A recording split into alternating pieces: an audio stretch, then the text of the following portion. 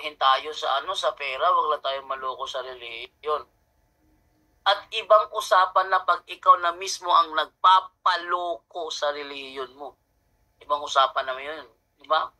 Alam mo mali kayo, tatag lang kayo ng tao. Anong ebidensya?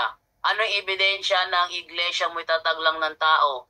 Wala kayo nung panahon na ginagawang libro ang Biblia. Kung kayo ang tunay na iglesia, dapat may na-contribute kayo doon.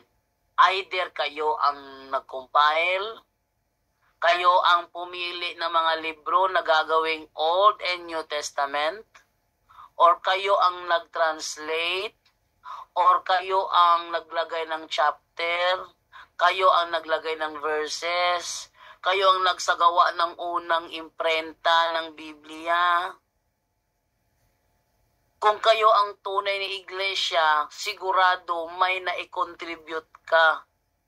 Pero kung hindi mo masagot ang tanong na yan, ano ang na-contribute nyo noong panahong ginagawang libro ang Biblia? Pag hindi mo yan masagot, sa madaling salita, yung iglesyang kinaaaniban mo, hindi pa siya existed ng panahon na yon.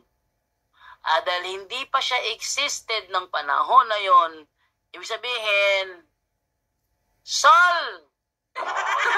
Kayo na ba dumugtong doon?